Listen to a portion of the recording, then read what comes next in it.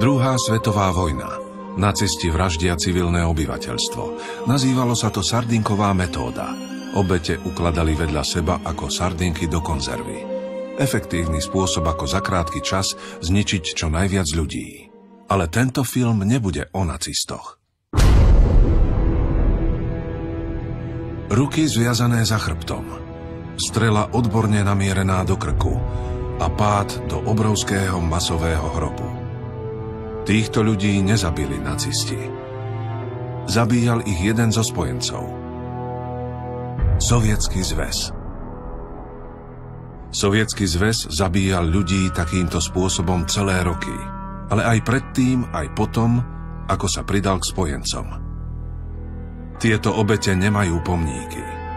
Boli pochované v anonymných masových hroboch. Vražedná moc ani jej prisluhovači nemienili o tom nikdy prehovoriť. Spomienky miliónov nevinných obetí boli vymazané z dejín.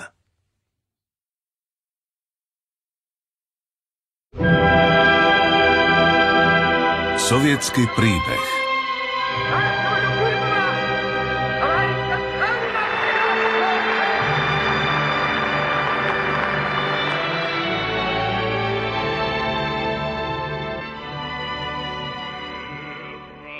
Mládež na celom svete žartuje so symbolmi minulosti.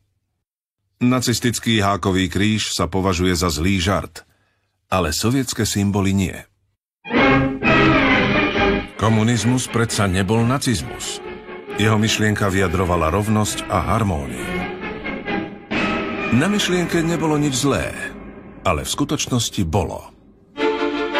Bolo tu čosi, čím sa líšil od iných utópií. Lenin veril v triednu vojnu, čo znamenalo, že konečná harmónia sa dá dosiahnuť len vyvraždením istých skupín ľudí.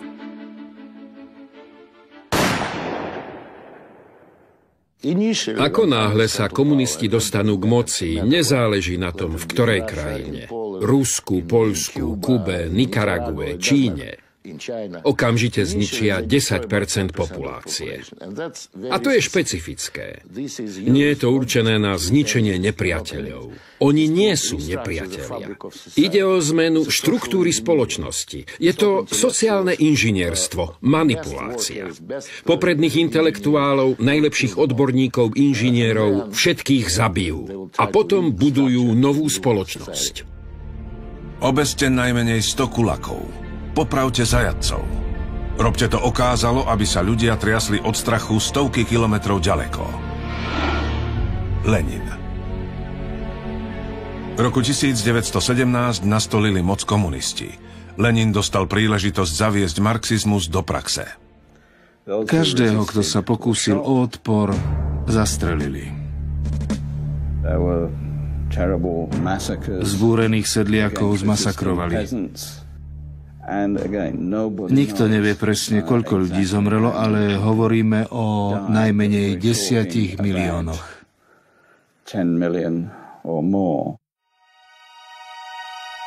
Ale ani najkrutejší útlak nezlomil odpor ľudu. Najmä v národných republikách, kde bol komunistický teror spojený s národnostným útlakom, ako na Ukrajine. 11. septembra 1932 napísal Stalin svojmu spolupracovníkovi Kaganovičovi. Situácia na Ukrajine je zlá. Ak hneď nezakročíme, môžeme Ukrajinu stratiť. Po niekoľkých poradách Stalinovho úzkeho kruhu vypracovali plán akcie. Bol to hrozivý plán.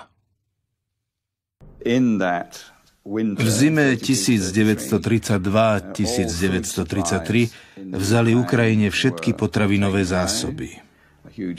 Krajinu obohnali veľkým kordónom, aby nemohol nikto újsť. Spočiatku ľudia neumierali. Zvyšky zásob obilia a zeleniny ich udržiavali naživé. To sa však nehodilo do Stalinovho plánu. Rozkázal NKVD, aby skonfiškovali všetko obilie a potraviny z územia. Vedel, že je to pre nich rozsudok smrti. zemiaky, cviklu, kapustu, nakladanú kapustu v sudoch. Všetko zhábali. Odložené priesady, aby sa nedalo sadiť. Všetko.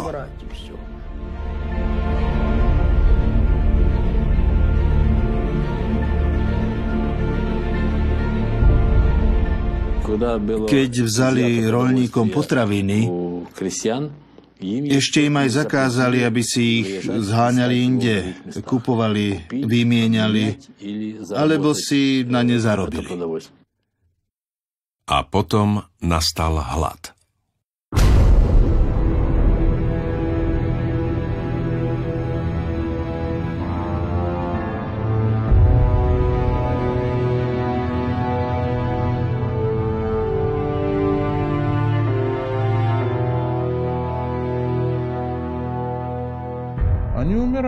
Umierali.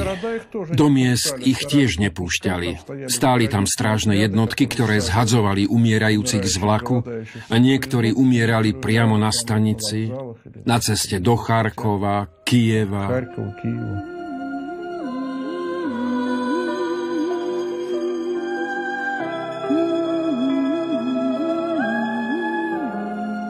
Ukrajinci umierali mučivo a pomaly. Deti kričali v bolestiach o kus chleba. Mnohí stratili pud seba záchovy, keď išli na polia, ktoré strážilo NKVD, aby pozbierali klásky obilia, na mieste ich zastrelili.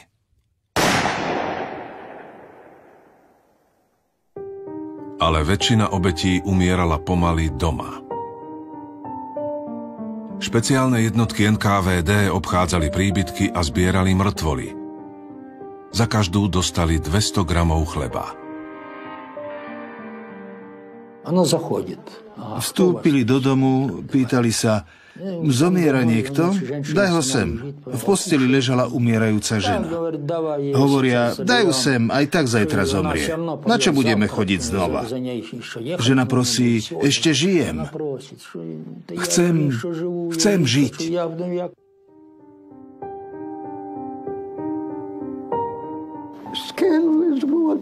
Bolo to strašné. Ja som sa vyhýbala cintorínu. Bola som ešte malá. Pochovávali ľudí, ktorí ešte žili. Zem sa hýbala. Veľa ľudí pochovali zaživa.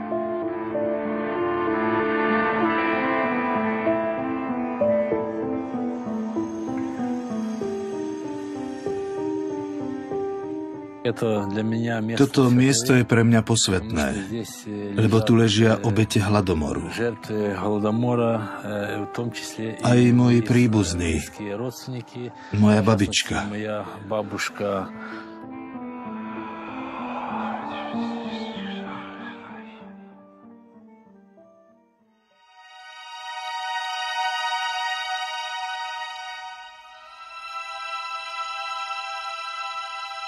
O 10 rokov vyhladili nacisti milióny Židov.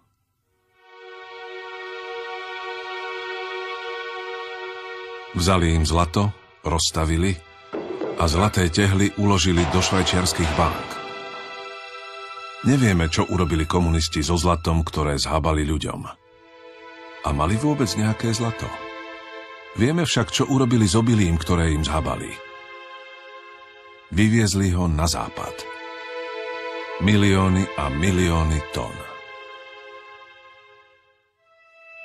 Napriek hladomoru dosiahol vývoz ukrajinského obilia maximum. Západné médiá informovali o rozsahu a povahe genocídy hladomorom. Ukrajinci boli vyhladzovaní pred zrakom celého sveta. Ale svet neurobil nič. Nepomohol im. 7 miliónov ľudí umrelo od hladu počas jedinej zimy.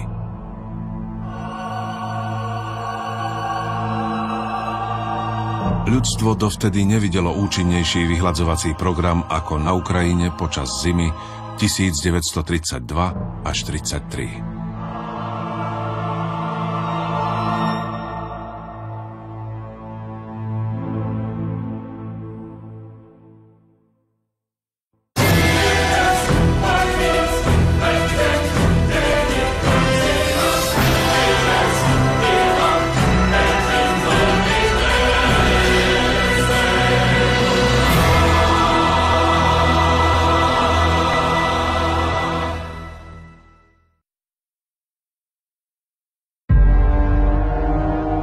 Sovietsky zväz bol prvým komunistickým spoločenstvom na svete.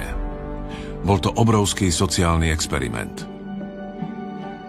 Mučivá smrť 7 miliónov Ukrajincov mala v pokrivenom zmýšľaní budovateľov komunizmu hĺbší význam.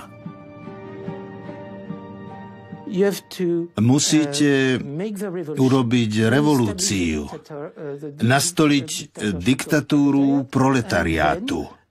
Až potom sa môže zrodiť nový človek. Konečným cieľom marxizmu bol zrod nového človeka.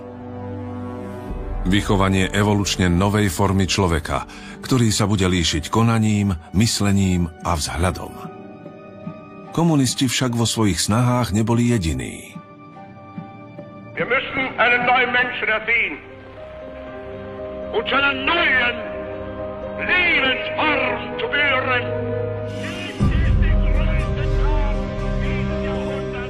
Hitlerov národný socializmus bol tiež o stvorení nového človeka.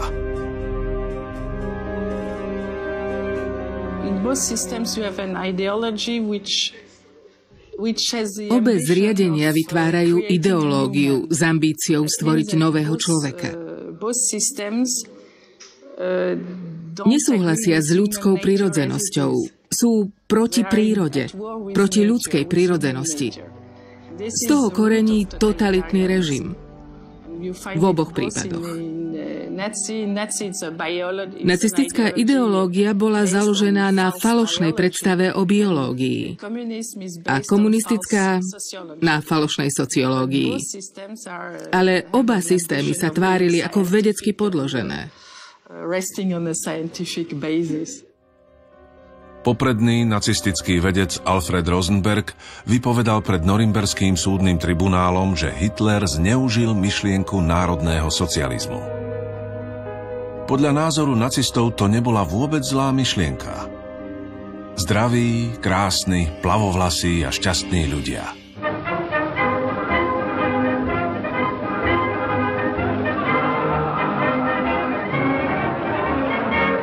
Spoločnosť budúcnosti. Bez postihnutých a Židov. Takmer raj. Z istého dôvodu však národný socializmus nefungoval. Rovnako ani sovietsky socializmus. Was ist geschehen? Sag mir, wo die Blumen sind. Oba zanechali tisíce masových hrobov. Milióny zavraždených ľudí. Bola to len náhoda?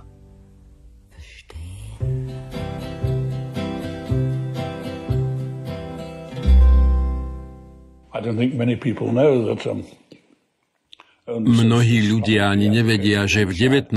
a 20. storočí verejne obhajovali genocídu len socialisti. Je to pomerne neznámy fakt, šokujúci.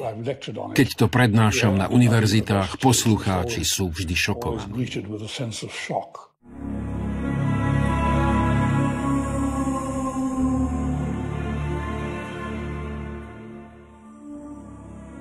Prvý raz sa to objavilo v januári 1848 v Marxovom denníku Neue Rheinische Zeitung.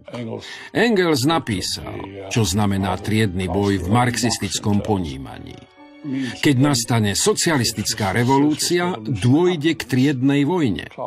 V Európe budú prvotnopospolné spoločnosti 2 štádia pozadu, lebo sa ešte nedostali ani na kapitalistickú úroveň. Myslel tým Baskov, Bretóncov, Škótov z Vysočín a Srbov. Nazývali ich rasovým odpadom. Völkerabfall. Treba ich zničiť, lebo ak sú v historickom vývoji 2 štádia pozadu, nebudú sa z nich dať vychovať revolucionári. Hovoril o prostote a špine Slovanov. Myslel si, že Poľsko nemá právo na existenciu. Triedy a rasy sú prislabé na to, aby sa prispôsobili novým životným podmienkam. Preto musia uvoľniť cestu. Musia zahynúť v revolučnom holokauste. Karol Marx. Marx to začal. Bol predchodcom novodobej politickej genocídy.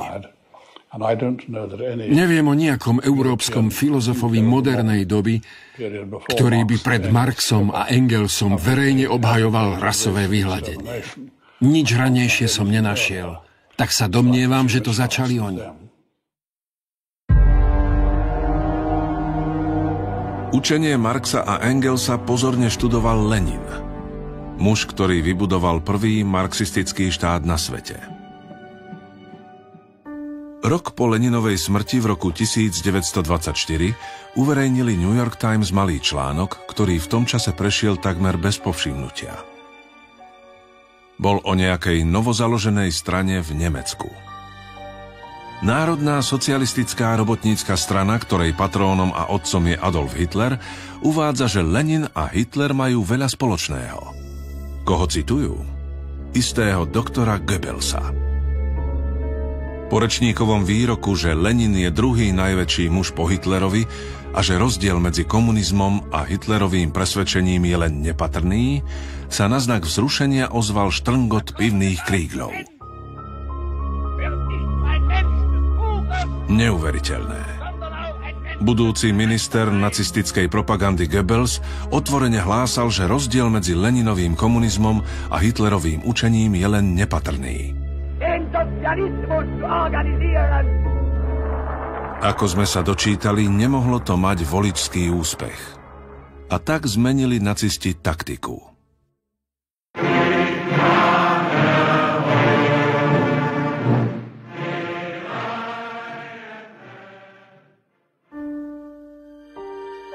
Plagáty z počiatku kampane sa nenápadne vytratili.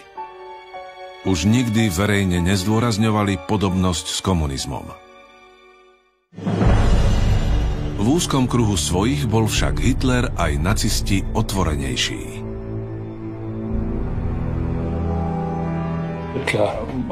Hitler často vyhlasoval, že sa z marxizmu veľa naučil, z čítania Marxa. Tvrdil, že na ňom je založený celý národný socializmus.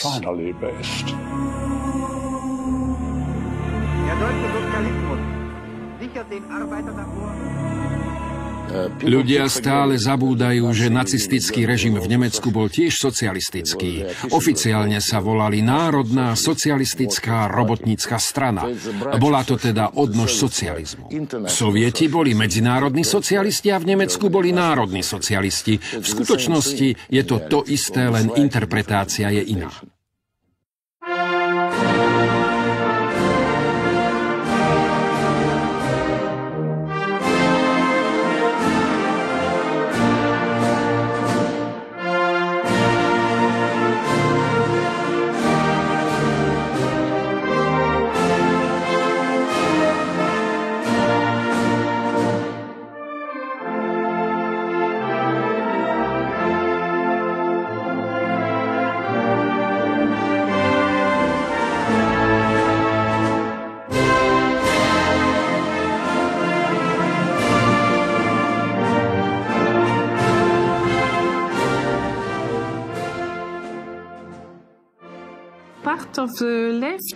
Časť ľavice bola Hitlerovým stúpencom.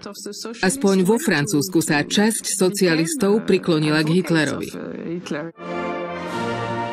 Populárny britský dramatik George Bernard Shaw Hitlera podporoval v médiách. Ľavica nepodporovala Hitlera preto, že by ich oklamal. Vedeli, že Hitler je schopný zabíjať. Sám povedal, že by zabil. Preto ho podporovali.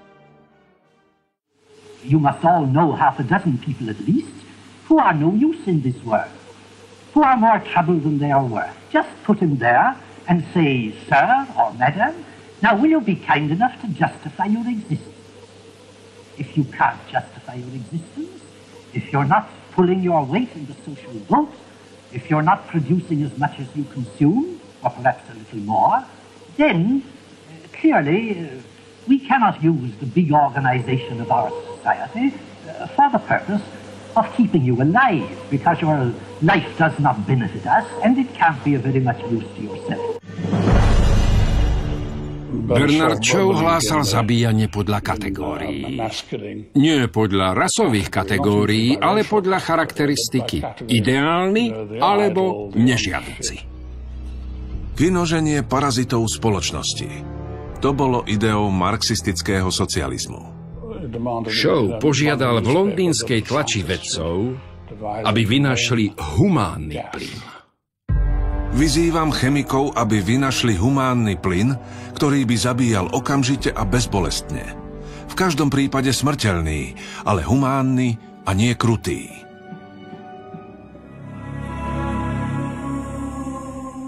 Desať rokov trvalo, kým vyvinuli taký plyn. Nazvali ho Cyklón B. Muž, ktorý dohliadal na jeho praktické použitie, Adolf Eichmann, neskôr dosvedčí, že vďaka cyklónu B umierali ľudia vo Osvienčime bezbolestne. Cyklón B bol humánny plyn.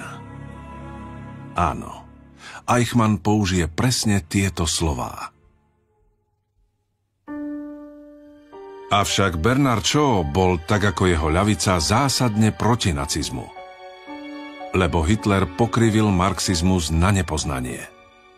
Splinovanie na základe výberu podľa národnosti bolo absolútne neospravedlniteľné. Výber mal byť založený na triede. Hitler to zle pochopil. Mali byť pozabíjaní celkom iní ľudia. Jediným skutočne marxistickým štátom na svete bol Sovietsky zväz. Vyhladzoval presne podľa Marxovho učenia. Triednych nepriateľov. V skutočnosti bol tento proces podobný vyhľadzovaniu Židov. Obete boli najprv zosmiešnené a verejne ponížené. A potom zavraždené. Celé milióny.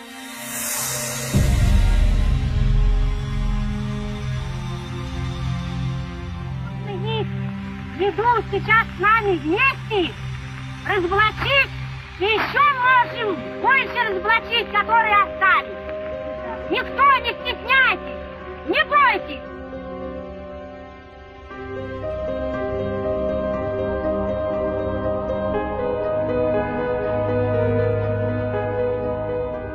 Ak sa nepriateľ nevzdá, treba ho zničiť. V 30. rokoch 20. storočia boli zavedené technológie odstreľovania a vraždenia. Každá správna oblasť mala vyhradené miesto, kde pochovávali odstrelených. Odstreľovanie vykonávali vo väzniciach. V pivniciach boli špeciálne odstreľovacie kopky s betónovými múrmi a žľabmi na odtok krvi. Osobu priviedli chodbou do červeného kútika. Tam prebehla posledná kontrola totožnosti. Obeť musela uviesť svoje priezvisko aj meno otca. A potom ho odviedli do tej komory a hneď ako prekročil prach, dostal ranu do tyla z pištole.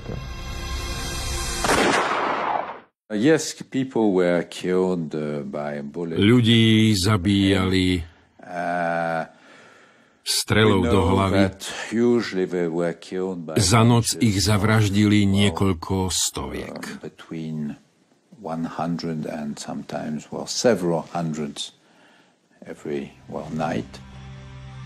Potom naložili mŕtvoly na nákladiaky.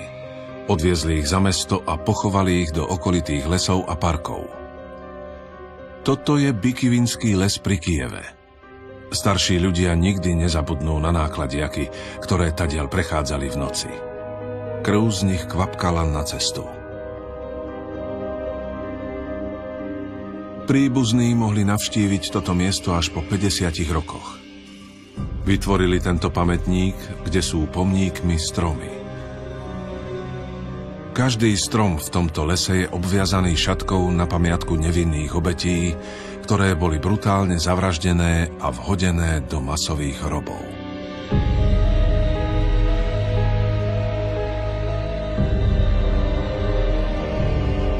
Bykivina, Butovo, Leningrad, Vinica, Charkov.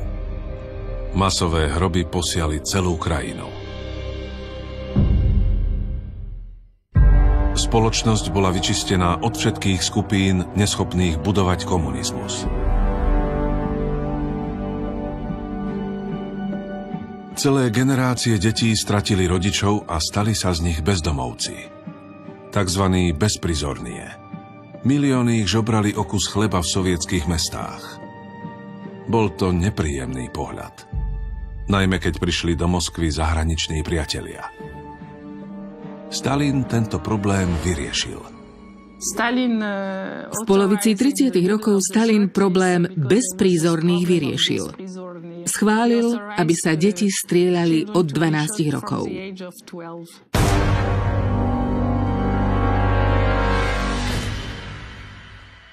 V najväčšej krajine sveta strieľali ľudí vodne v noci. Stalin zašiel tak ďaleko, že ich zabíjali námatkovo, podľa kvót. Zabili každého, koho chytili, len aby naplnili kvótu. Nestarali sa o mená. Potom, ako kvótu naplnili, miestne orgány podali hlásenie Stalinovi, ústrednému výboru a požiadali o dodatočnú kvótu. Chruščov požiadal o zvýšenie svojich kvót. Mal povolené zabiť 7 alebo 8 tisíc nepriateľov ľudu. Žiadal, prosím, zvýšte mi kvóty na 17 tisíc. Dodatočné kvóty boli udelené a po ich naplnení sa žiadalo o ďalšie. Išlo to dokola. Bolo to ako mlynček na mäso. Zabíjanie, zabíjanie a zabíjanie. Сталин, как человек, у которого весь в крови, я все это видел, его резолюции, когда пачками он подписывал, вместе с Молотовым, Ворошиловым, Кагановичем, Ждановым. Это самая пятерка была инициативная. Молотов всегда добавлял заменить 10 лет на расстрел. Пачки.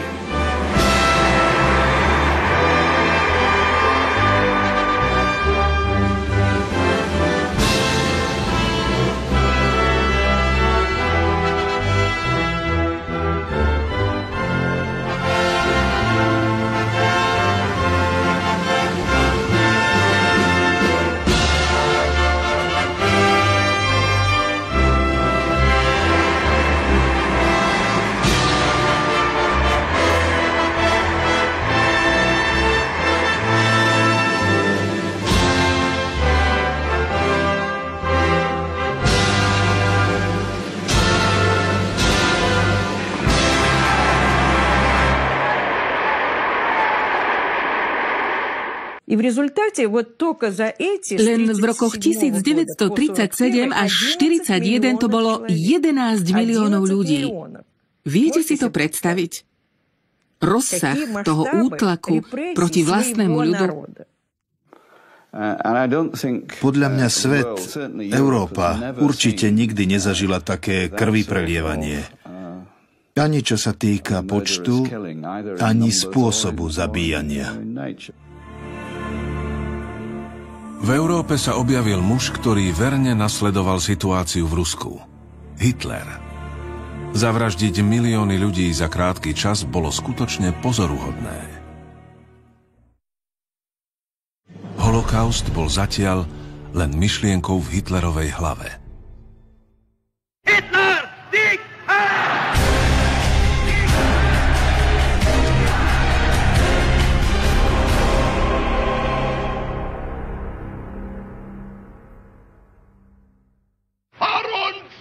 Liegt Deutschland, in uns marschiert Deutschland und hinter uns kommt Deutschland.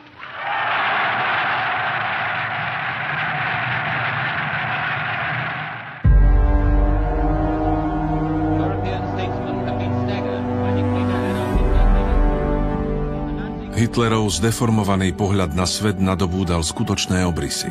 Anektoval Rakúsko, okupoval Československo. Každému bolo jasné, že ak chce svet predísť globálnej katastrofe, treba Hitlera zastaviť. Ale Stalin sa odmietol pripojiť k protihitlerovskej koalícii. Stalinovým cieľom bolo zničiť staré usporiadanie Európy. Chcel, aby bol Hitler ten zlý. Aby zničil Európu, aby neboli parlamenty, odbory, armády, vlády. A potom nastúpi Stalin ako osloboditeľ. Milióny ľudí budú uväznené v koncentračných táboroch, dúfajúc, že ich niekto vyslobodí. A Stalin s Červenou armádou príde ako osloboditeľ. Taký mal plán. Hitler však nemal ani zdroje, ani bezpečné hranice na veľké vojnové ťaženie. A tak 23. augusta roku 1939 podpísal Hitler so Stalinom pakt, ktorý Nemecku zaručoval bezpečné východné hranice a obrovské dodávky strategických zdrojov, ktoré mali byť poskytnuté neskoršími ekonomickými dohodami. 24. augusta podáva nacistický minister zahraničných vecí Ribbentrop správu Hitlerovi o svojej návšteve Moskvy. Hitler jasá, teraz má všetko, čo potrebuje na rozpútanie svetovej vojny. 1. septembra 1939 Hitler zaútočí zo západu na Poľsko. Poľsko nacistom zúfalo vzdoruje, ale 17. septembra 1939 Poľsko nečakane napadne z východu Sovietsky zväz.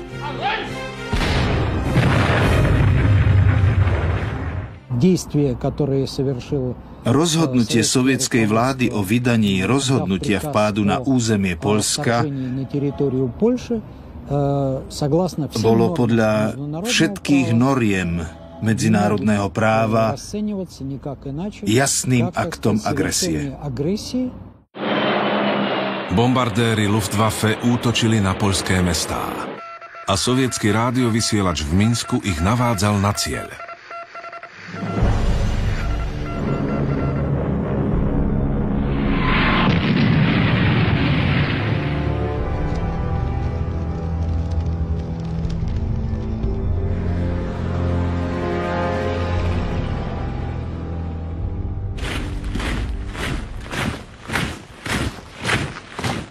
Červená armáda vyzerala vtedy inak.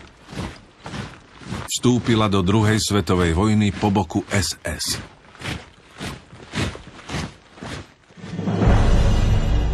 Miestni obyvatelia mali niekedy problém, aby ich od seba odlíšili. A tak sa pre istotu obracali na obe.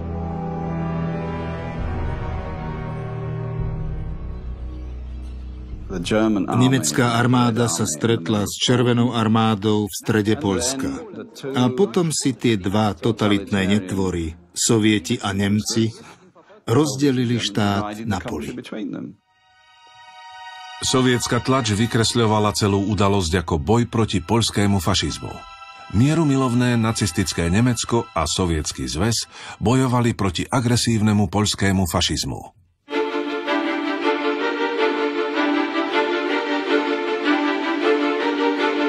Svet však nevedel, že obaja diktátori sa nedohodli len o Poľsku. Tajným protokolom, podpísaným v Kremli týždeň pred začiatkom vojny, sa Hitler so Stalinom dohodli o rozdelení Európy. Pôvodný Ribbentropov návrh to neobsahoval. A hoci sa to môže zdať zvláštne, iniciátorom tohto protokolu bol sám Stalin.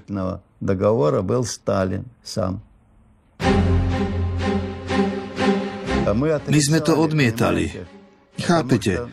Lebo bol taký agresívny. Nemohli sme priznať, že takého niečoho je schopná komunistická strana. To predsa strana nemohla podpísať. Preto sme to do posledného dňa zapierali. Týmto tajným protokolom dal Hitler Stalinovi zelenú na okupáciu mnohých európskych štátov. Prvým na zozname bolo Fínsko. Keď zaútočili prvé bombardéry na Helsinky v novembri 1939, Fíni si mysleli, že ruské bombardéry zablúdili, že Helsinky bombardujú omylom. Again the Russian bombers zoom over Helsinki. Again a proud city is shaken by the roar of destruction. Just feel your own heart beating faster as you see the buildings falling under the impact of the bombs. Moskva označila Fínsko za fašistický režim a rozpútala mohutný pozemný útok.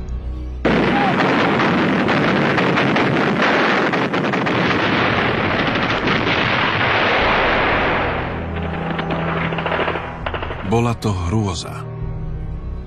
Rusom padlo 330 000. Ďalší boli omrznutí a ranení.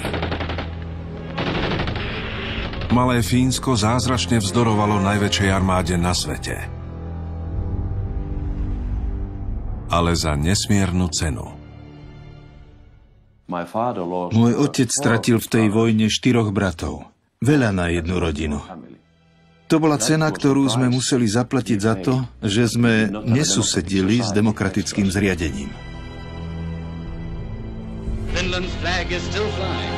Though she may pass through the valley of sorrow, though she may lose her liberty and her land, she fights on. Yet another air raid on Helsinki. This time the camera catches the horror these dastardly attacks bring into the lives of the children as they dash terror-stricken to the shelters.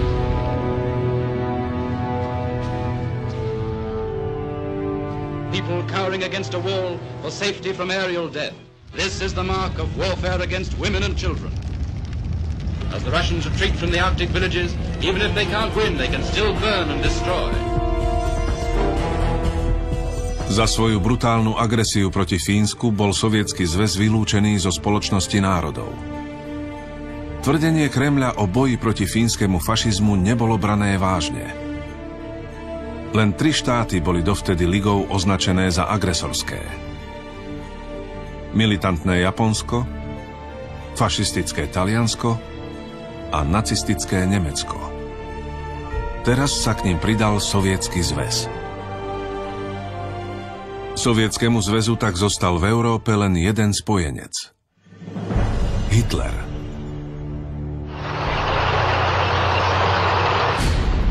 Hitler rozpútal bleskovú vojnu, Blitzkrieg na západe. Nacisti okupovali Dánsko, Belgicko, Holandsko, Luxembursko. Nórsko napadol Hitler za priamej podpory Sovietskeho zväzu.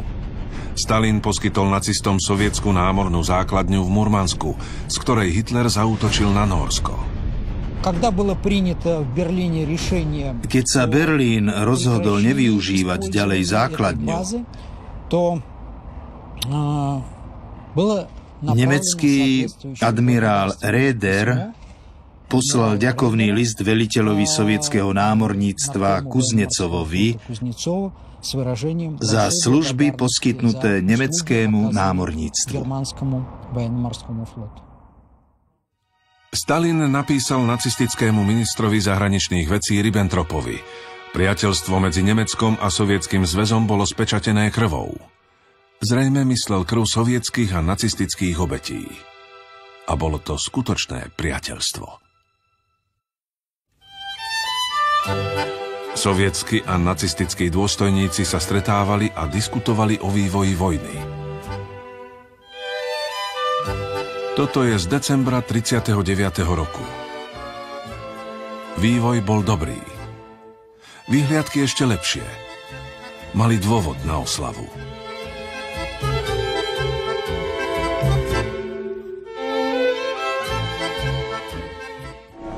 Nach den ersten russischen Getreidelieferungen trifft an den Übergang... Sovietsky zväz sa stal hlavným dodávateľom zdrojov nacistickej vojnovej mašinérie.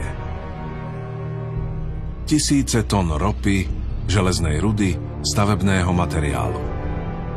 Nemeckej armáde putovali dokonca aj plné vagóny sovietskeho obilia. Sovietskí občania hladovali, ale ich vláda posielala potraviny Hitlerovi.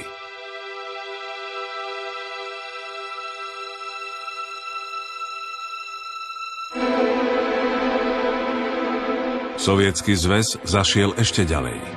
Presvedčil komunistické strany v Európe, aby sabotovali hnutie odporu a podporovali nacistov. Mohli ste vidieť parížskych robotníkov, ako sa na ulici alebo v kaviarničkách rozprávajú s nemeckými vojakmi. Výborne. Súdruhovia, vydržte, aj ak sa to nepáči strednej vrstve. Ľudské bratstvo nezostane naveky len želaním, stane sa živou skutočnosťou. Taká bola francúzska komunistická strana v júli 1940.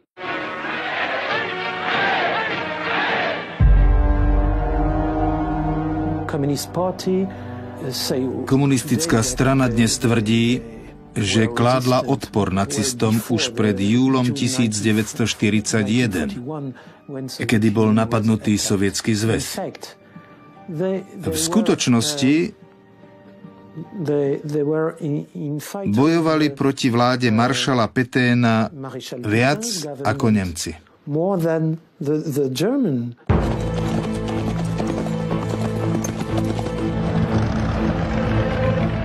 V júni 1940 rozdrvil Hitler Francúzsko. Stalin medzitým obsadil Litvu, Lotyšsko a Estónsko. Jedinou krajinou v Európe, ktorá vydržala vzdorovať Hitlerovi, bola Veľká Británia. If Great Britain goes down, the Axis powers will control the continents of Europe and Asia and Africa and Australasia and the high seas. And they will be in a position to bring enormous military and naval resources against this hemisphere. Americký prezident Roosevelt považoval Sovietsky zväz za mocnosť osy. Každému bolo zrejmé, že Stalin patril do fašistického tábora.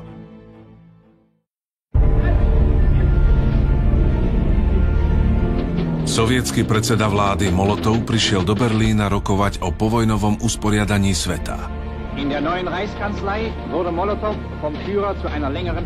Priniesol zoznam území, o ktoré mal Sovietsky zväz záujem. Kým Hitler s Molotovom rokovali, ostatní sovietskí súdruhovia sa bavili v spoločnosti Goebbelsa, ktorý vyzdvihoval výhody nacizmu. Bol to totiž Molotov, nie Goebbels, kto varoval Západ pred bojom proti nacistickej ideológii. A nie len to. V prejave k najvyššiemu sovietu v Kremli Molotov vyhlásil, že bojovať proti nacistickej ideológii je zločin. Bolo to uverejnené vo všetkých najväčších sovietských novinách. Neskôr zmizne táto strana a ďalšie pronacistické výroky sovietskej vlády z verejných knižníc v Sovietskom zväze.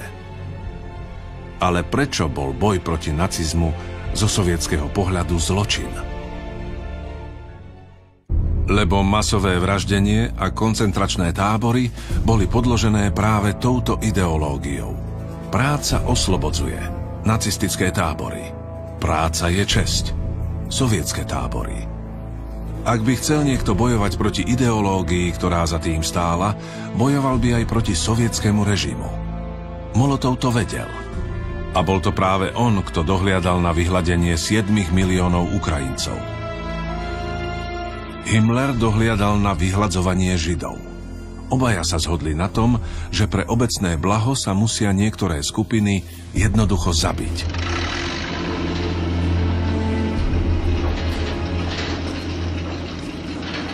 Winston Churchill sa netajil tým, že preňho boli obe ideológie, nacizmus aj komunizmus, dosť podobné.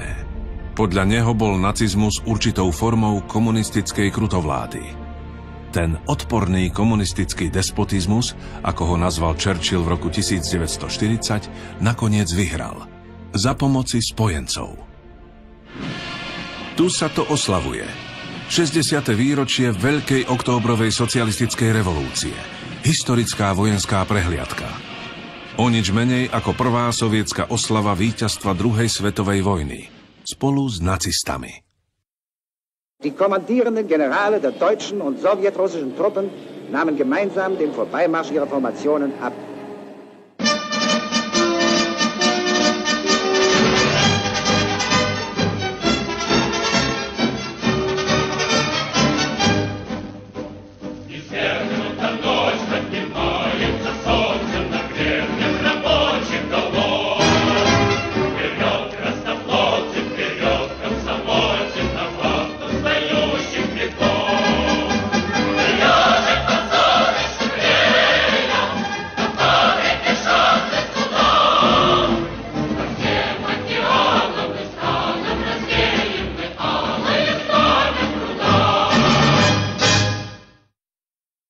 Sovieti nikdy nezdôrazňovali, že pochodovali pod nacistickou vlajkou.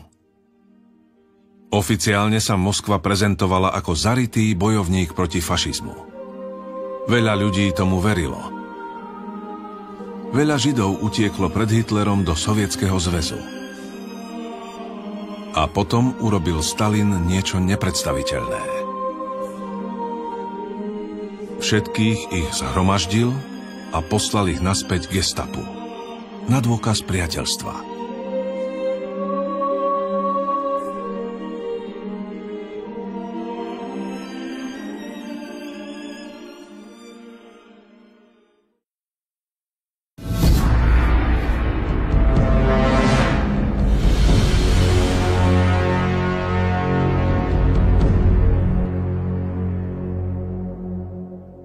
Znovu sa pozrime na tieto zábery. Sovietský dôstojník víta kolegov z SS. Nacistickým pozdravom. Nacistická SS a sovietská NKVD, Stalinova bezpečnostná polícia, úzko spolupracovali. Archívne dokumenty odhaľujú obrovský rozsah tejto spolupráce. Zoznamy plné mien nemeckých komunistov a Židov, ktoré Sovieti odovzdávali nacistom. December 1937, apríl 1938, máj 1938, november 1938. Väčšina týchto ľudí zahynula v nacistických koncentračných táboroch. Ale partnerstvo SS a NKVD nebolo obmedzené na vydávanie spoločných nepriateľov. NKVD cvičila príslušníkov gestapa. Sovietská mašinéria teroru pracovala už 20 rokov pred príchodom nacistov. Delegácia príslušníkov nemeckého gestapa SS sa prišla do Sovietskeho zväzu učiť budovať koncentračné tábory. Ako ich postaviť, ohradiť. Sovietskí dôstojníci zasa prišli do Krakova, okupovaného nacistami, aby sa tu stretli s kolegami z SS. Židovská otázka patrila k hlavným bodom rokovania. Sovietskí zástupcovia koordinovali deportáciu Židov priamo s generálmajorom SS Ottom Wächterom, jedným z duchovných otcov holokaustu. Wächter presunul Židov do krakovského geta a neskôr zariadil ich vyhladenie v plynových komorách. Skutočnosť, že Sovieti kolaborovali s SS, dnes už Rusko nepopiera. Stále však nechce priznať, že táto spolupráca bola podložená písomnou dohodou. На немецком языке, да? Открой, пожалуйста. Вот подпись Берии. Это на немецком языке, да? Волмахт, что-то. Совершенно секрет. Перевод с немецкого языка. Рейхсфюрер СС, начальник Главного управления безопасности, Берлин, 3 ноября 1938 года. На основании этой доверенности мой представитель штандартенфюрер СС Генрих Мюллер имеет поручение подписать в Москве с руководством органов безопасности Советского Союза соглашение о совместной деятельности между НКВД и Генеральным управлением безопасности Германии, на которое мы возлагаем большие надежды, подчеркнуто 2 раза рукой Берии, связанные с укреплением мира и безопасности между нашими странами. Группенфюрер СС Гейдрих, подпись. Мамулов. Мамулов, да? Мамулов это да. Самое. Здесь приобщите к основному документу Лаврентий Берия. Подпись личная. Tento dokument prepašoval pracovník prezidentského archívu v Moskve. Ukázali ho v ruskej televízii. Neskôr tieto zábery z televízneho archívu zmizli. Ты хотя бы почитай, что внутри? Я сейчас. Нам показать. Ну вот давай обсуждать, потому что эта страна должна знать, потому что это геноцид. То есть 20 миллионов жизней отдали за то... Na rozdiel od oficiálneho postoja Kremľa, bývalí sovietskí predáci, ktorí mali prístup do archívu Ústredného výboru, dnes prezidentského archívu, potvrdzujú existenciu takej dohody. Vladimír Karpov, bývalý plukovník vojenskej kontrarozviedky, dvojnásobný hrdina Sovietskeho zväzu, člen Ústredného výboru.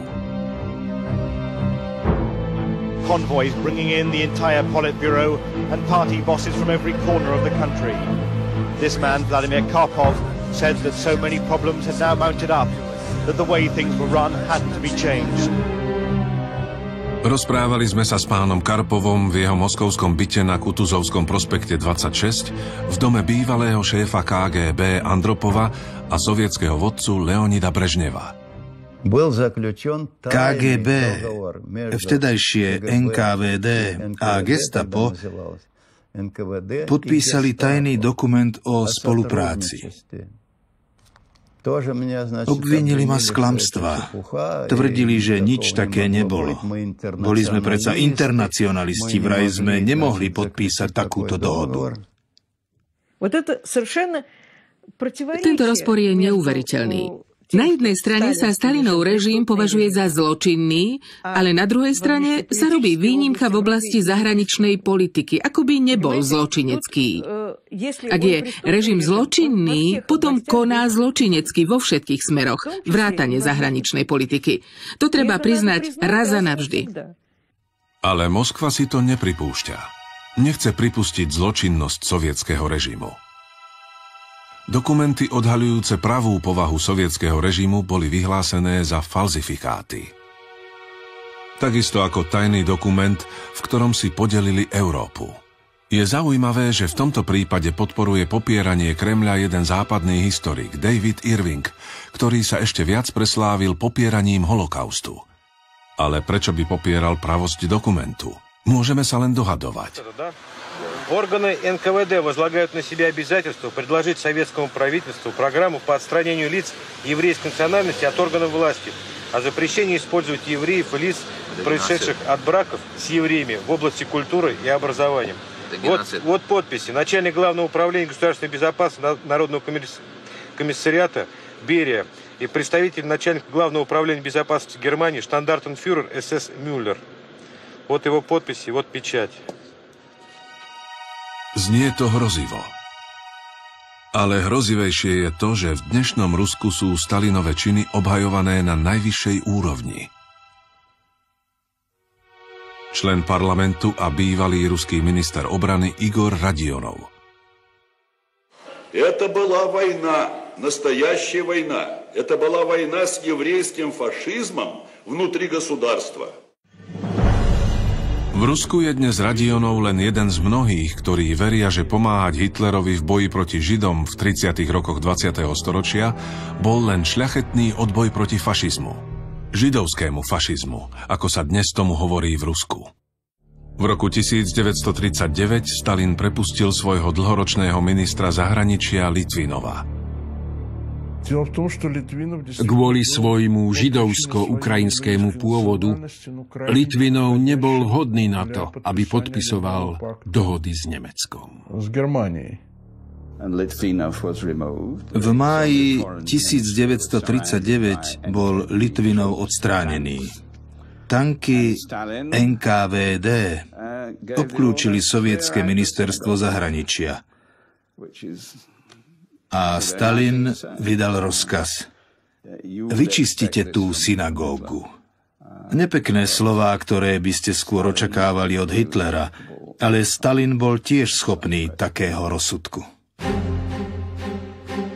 Exilový komunistický vodca Lev Trocký varoval svet pred Stalinovým antisemitizmom a jeho spoluprácou s Hitlerom.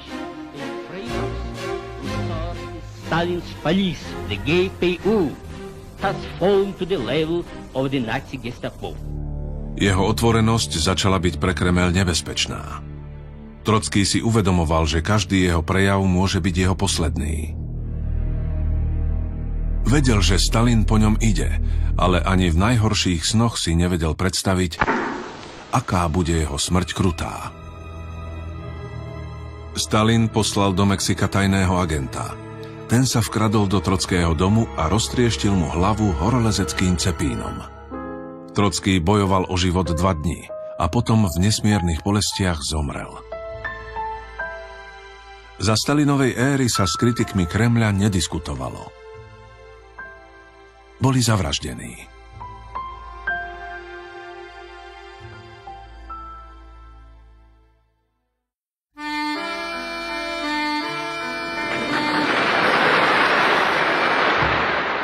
Sovietsky zväz, rovnako ako nacistické Nemecko, nielenže páchal kriminálne činy, ale bol zločinným zriadením už vo svojej podstate.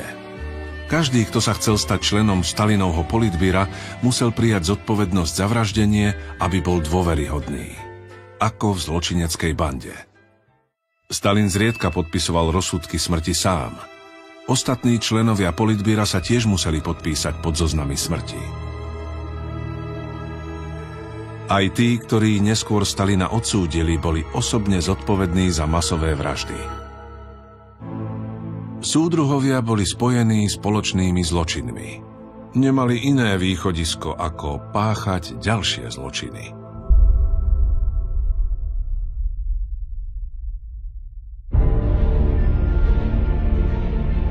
V marci 1940 vyhlbili v lese pri Katyni 8 obrovských hrobov.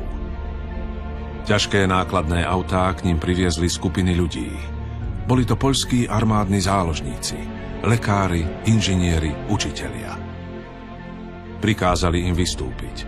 Nikto nemal vedieť, čo sa stane potom. Lesník, ktorý tam vtedy pracoval, počul hluk motorov. A potom bol zavretý v samotke 25 rokov. Pod falošným menom. Mohli ho zabiť. Z nejakého dôvodu to však neurobili. Neviem prečo. Ale držali ho vo väzení. Sú o tom dostupné dokumenty. Čoho bol svedkom? Videl, ako ich strieľajú. Videl ľudí, ktorí klačali na kraji jamy. A potom ich členovia NKVD strieľali zozadu do krku. Ľudia mali za chrbtom zviazané ruky, klačali, padali do jahov.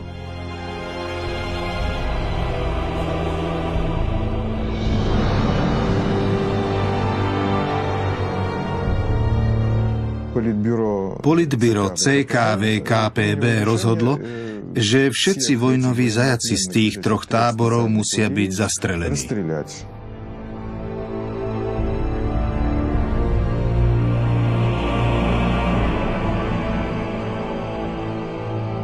Katynská masakra bola prvou masovou popravou takého rozsahu za druhej svetovej vojny.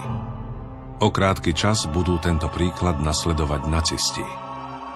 Masakra v Katyni odštartovala mašinériu masového vraždenia, ktoré čoskoro vyústilo v druhú svetovú vojnu, v najväčšie krviprelievanie v dejinách ľudstva.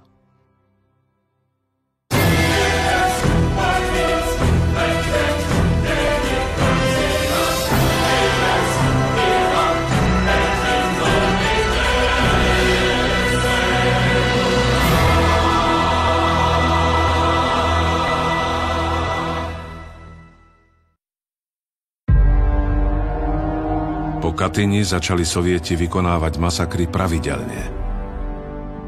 Riga, Tartu, Lvov, Minsk. Príbuzní nevedeli mŕtvych identifikovať. Kruté mučenie ich zmenilo na nepoznanie. Sovietsky zväz sa stal medzi tým spojeneckou mocnosťou. Sovietskí dôstojníci strhávali nechty, vyrezávali jazyky a prepichávali lebky svojich obetí klincami. A boli platení zo západných subvencií. Britský zákon o vojnových zločinoch im v Británii poskytol imunitu pred prenasledovaním, lebo podľa neho spáchali vojnové zločiny len Nemci. You ask, what is our aim? I can answer in one word. Victory. Victory at all costs.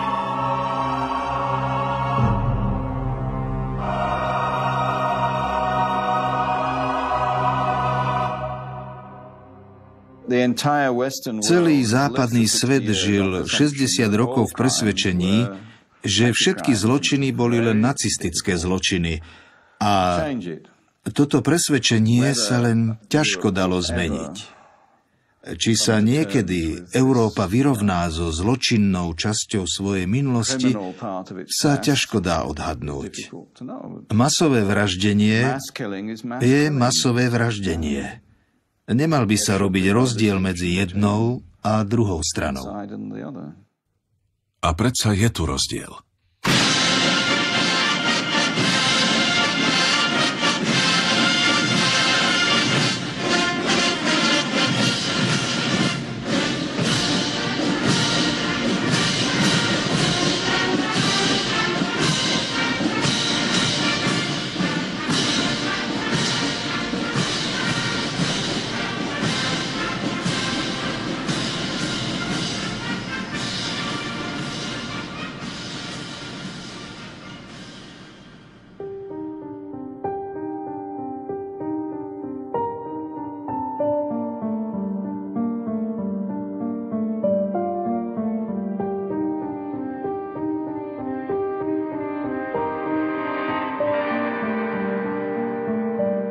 Sovietskí dôstojníci, ktorí zastrelili vyše 20 000 neozbrojených ľudí, boli vyznamenaní.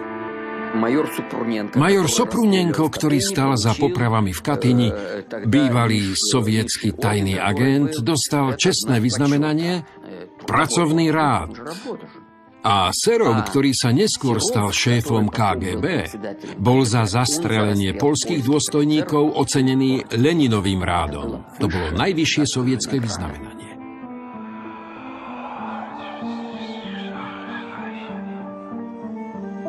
Za druhej svetovej vojny zomrelo vyše 27 miliónov sovietskych občanov. Komunistická strana sa vždy snažila tento počet znížiť. Prečo? Lebo len časť z nich zabili Nemci. Treba si uvedomiť, že keď tiahla Červená armáda, hneď za ňou šla druhá armáda. Armáda NKVD so svojimi tankami, guľometmi. Pálili pred seba tak, aby sa nikto nemohol vrátiť či ustúpiť. Когда пришли наши, то специальные части снимали жетоны с наших солдат. Viktor Baturin, predseda Ruskej spoločnosti vojenských dejín, rozpráva šokujúce príbehy o tom, ako po veľkých bitkách prechádzali po bojisku špeciálne sovietske jednotky a strhávali mŕtvým sovietským vojakom ich vojenské známky, aby sa nedali identifikovať. Nijaká iná krajina na svete nezachádzala takým spôsobom so svojimi padlými. Hrôzostrašná politika sovietskeho vedenia viedla k tomu, že vyše 1 milióna sovietských občanov pridelili k nacistom. Клянусь быть верным и беспрекословно повиноваться вождю и главнокомандующему всех освободительных армий Адольфу Гитлеру. Boli postavení proti vlastnému ľudu. Tí, ktorí odmietli, sa dostali do nemilosrdných rúk nacistických kolaborantov. А если среди нас найдутся шкурники или провокаторы, то мы сами беспощадно расправимся с ними. Veľká vlastenecká vojna sa chýlila ku koncu. Stalin bol na vrchole svojej slávy. Dobre vedel, že nikto nebude súdiť Hitlerovho premožiteľa. A tak na konci vojny vykonal ďalšie strašidelné zločiny.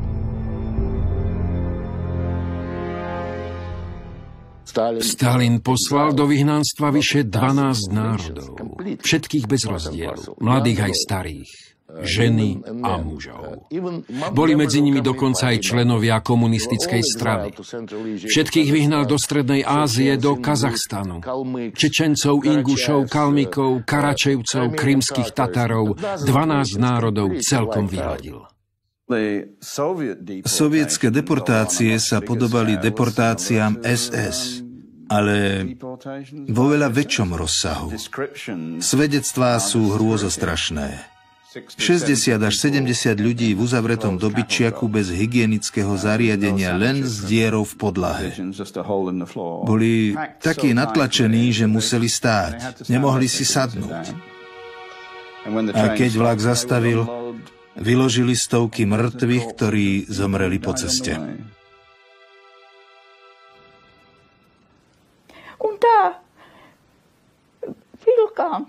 Potom sme na cintorín ťahali sane.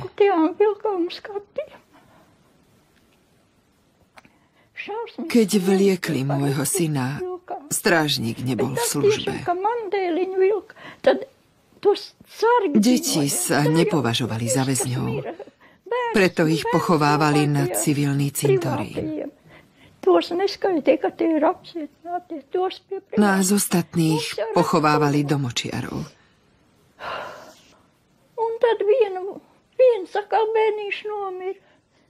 Keď som ťahala ďalšie mŕtve dieťa, mala som poslednú možnosť, aby som videla hrob svojho syna.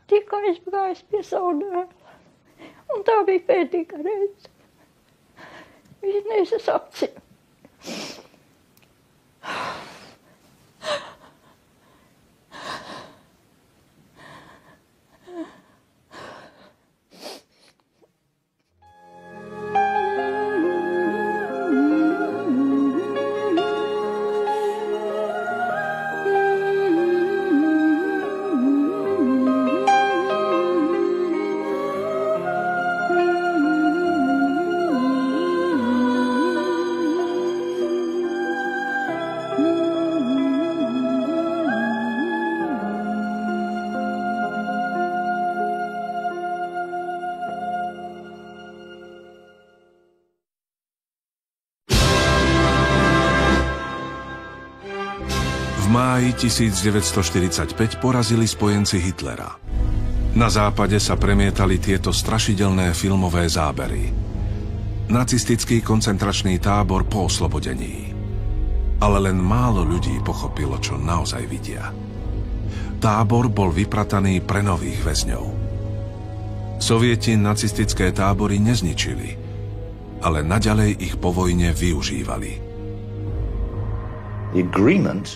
Dohoda, ktorú Stalin uzavrel so Západom, ovplyvnila celú Európu na ďalších 50 rokov. Napriek tomu, že všetky zločiny boli rovnakej povahy, politický výsledok druhej svetovej vojny bol celkom iný pre každú z oboch diktatúr. A bol celkom iný pre obyvateľov západnej a východnej Európy.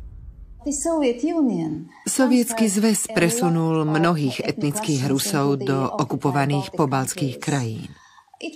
To bolo porušenie Ženevskej konvencie, ktorá zakazuje presun obyvateľov na okupované územia.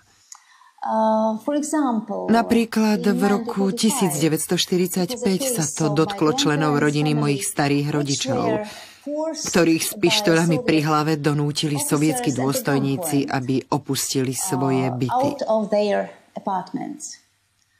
Potom sa tam sovietski dôstojníci nasťahovali so svojimi rodinami.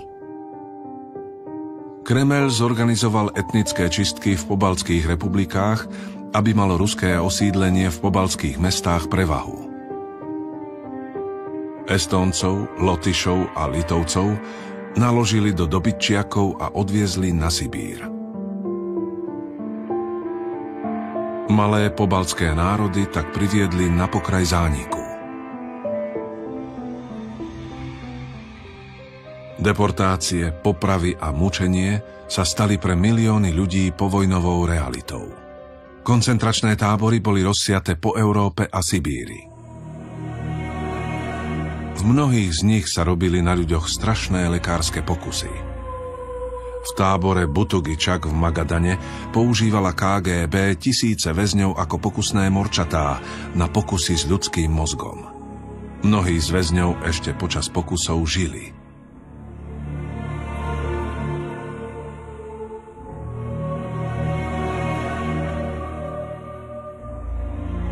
Toto všetko sa stalo po porážke nacizmu. A potom, ako postavili pomníky jeho obetiam. Obete sovietských táborov smrti pochovali do očíslovaných hrobov. Nie je tu nejaký pomník. Len kopa topánok zavraždených obetí. Aj detské topánočky sú tam.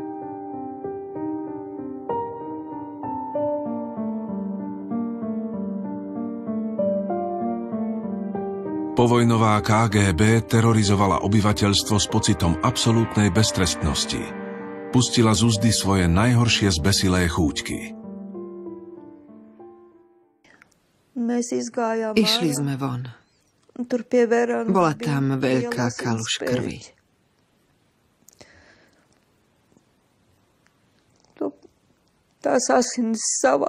Zbierali sme ju do pohárov,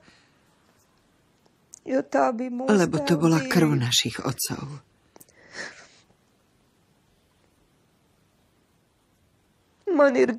Ťažko sa o tom hovorí. Ako by vám niekto roztrhol jazvu a tá začala znova krvácať.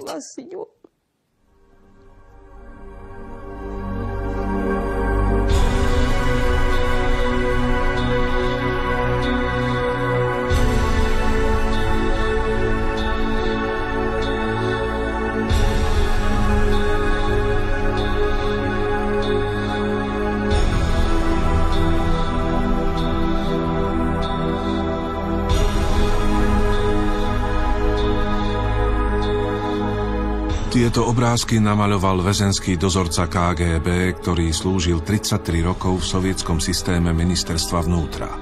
Zobrazil svoj každodenný život.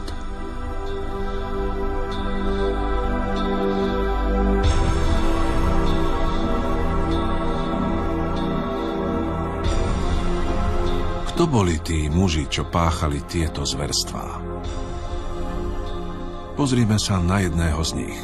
Neslávne známeho Janisa Dzintarsa. Vyšetrovateľ KGB v sovietskom okupovanom Lotyšsku. Bol známy svojou brutalitou k ženám. Svedectvá obetí vykresľujú strašidelný obraz jeho výsluchu. Ženy boli bité a mučené nepretržite po celých 20 hodín. Každá to nevydržala. Manželku Ernesta Waltmana, Veroniku, bil a mučil Dzintars so svojimi opitými kumpánmi 4 dni. Nakoniec spáchala samovraždu. Obesila sa v cele.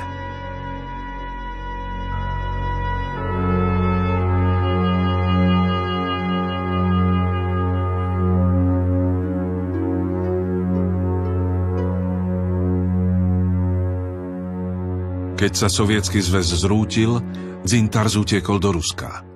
Kremeľ ho odmietol vydať a miesto toho ho vyznamenal za čestného veterána. Rukami týchto veteránov KGB Sovietsky zväz terorizoval a mučil nevinných ľudí. Strážili tábory smrti, kde vyvraždili milióny ľudí a tisíce použili na strašné lekárske pokusy. Mnohí veteráni z táborov smrti stále žijú. Na rozdiel od svojich kolegov z SS sú hrdí na to, čo urobili. A sú hrdí na Sovietsky zväz, ktorý im to umožnил. Прежде всего следует признать, и об этом я уже говорил, что крушение Советского Союза было крупнейшей геополитической катастрофой века. Крупнейшей геополитической катастрофой века. Nikomu sa nechce priznať, že jeho predkovia boli obyčajní zločinci. Myslím si, že v tom je problém. Podľa mňa je povinnosťou Ruska ako nástupcu Sovietskeho zväzu dôkladne vyšetriť zločiny a povahu ich systému. Obávam sa, že dodnes na to nie sú pripravení ani schopní. Za Gorbačova a Jelcina sa zločinmi Sovietskeho zväzu aspoň nevychvaľovali. Za Putinovej vlády vidíme veľmi odlišný prístup, založený na myšlienke, že Rusko v istom zmysle pokračuje v šľapajách Sovietskeho zväzu. A že každý útok na Sovietsky zväz je útokom na Rusko. Ruská identita bola utváraná pocitom príslušnosti k veľkej ríši. Keď stratili svoju ríšu, nemohli zostať takí istí. Objavuje sa komplex menej cennosti, národného poníženia, ktorý bol v Nemecku po prvej svetovej vojne. A u nás po páde Sovietskeho zväzu. To je obrovská úrodná pôda pre neonacistov. Presne to prispelo k vzplanutiu fašizmu v Nemecku.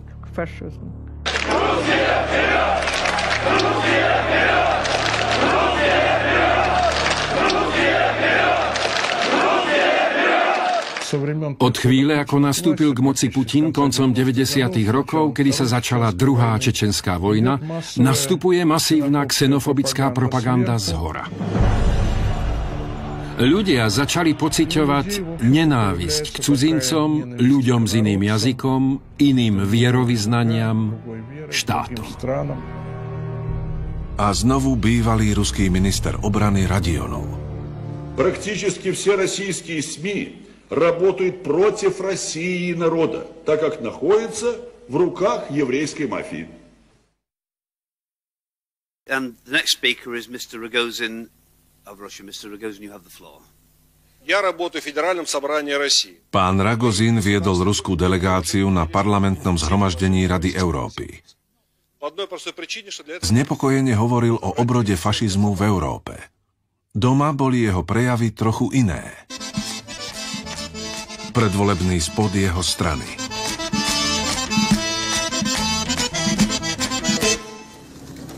Понаехали тут.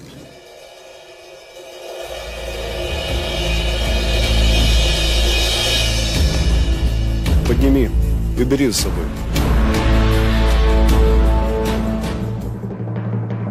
Ты русский язык, понимаешь? Zbavme Moskvu odpadu. Депутат Куринович, пожалуйста, вам слово. Я депутат Государственной Думы, фракции ЛДПР Куринович Николай Владимирович, член комитета по безопасности. Хотел бы в своем лице приветствовать всех национал-патриотов России. Слава России!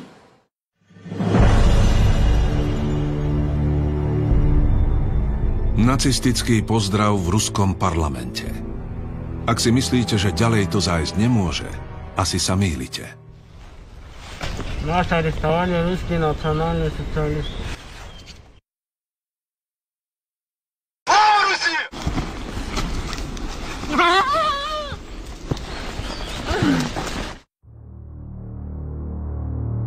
Toto šokujúce video je jedno zo stoviek záberov zverejnených na webových stránkach ruských národných socialistov. Keď sa zábery ocitli na titulkách svetových médií, ruská vládna moc nakoniec nacistickú stránku zavrela. Vyhlásili ju za americkú provokáciu. Celá záležitosť sa zmenila na frašku. Spochybnili autentickosť videa. Žiaľ, vraždy zachytené na videách boli skutočné. Stovky. Každý rok. Po celom Rusku. Smútok pozostalých je tiež neopísateľne skutočný. Meniť ľudskú tragédiu na frašku sa stalo v Rusku bežnou praxou. Zosmiešňovanie ukrajinského hladomoru či židovského holokaustu je normálne. Lebo zabíjanie sa môže ospravedlniť, ak očistí spoločnosť.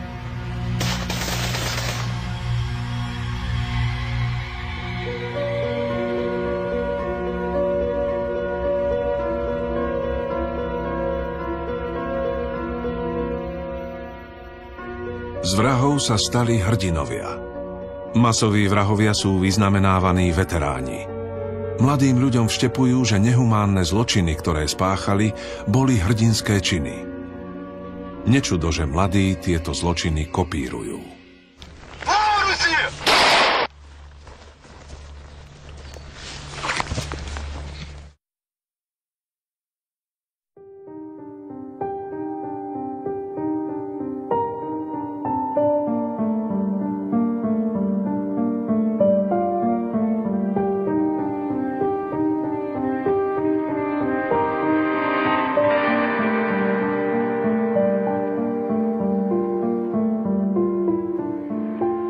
Európa má teraz príležitosť tieto zločiny odsúdiť a žiadať vydanie tých, ktorí ich spáchali.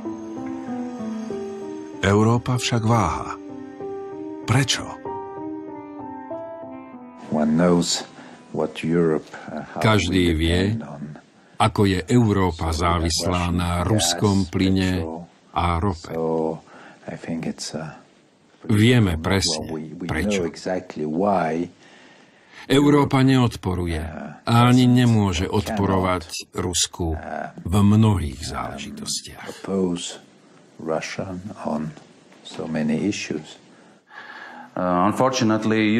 Európa bohužiaľ ignoruje sovietske zločiny a masové vraždy a zabúda na milióny obetí.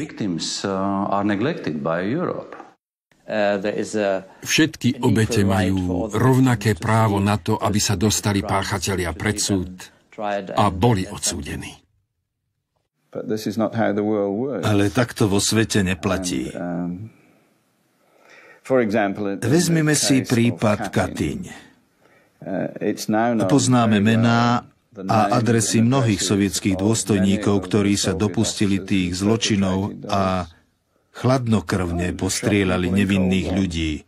A keby sa náhodou začalo vyšetrovanie, vrahovia by mohli odísť do Veľkej Británie, tam by boli v bezpečí, lebo tam sa to nepovažuje za vojnový zločin.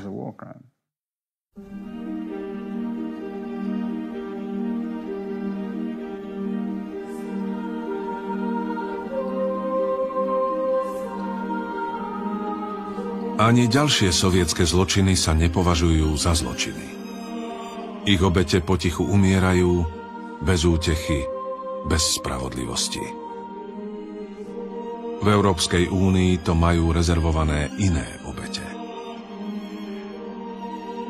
Pri pohľade na tento sivý pomník v srdci Európy nás prenasleduje myšlienka, že tu stoja preto, lebo veľa Európanov hlboko v srdci stále verí v to, čo títo dvaja muži tak vehementne presadzovali. Že vyvraždenie menejcenných národov sa nepovažuje za zločin, lebo sa tým vytvára pre vyspelejšie národy priestor na vybudovanie lepšieho života. Pokiaľ je táto myšlienka stále živá a pokiaľ duch týchto dvoch mužov obchádza Európu, bude veľmi ťažké, aby sa jej rôznorodé národy skutočne spojili.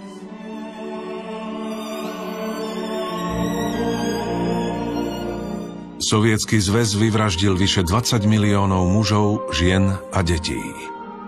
Tento film je venovaný ich pamiatke.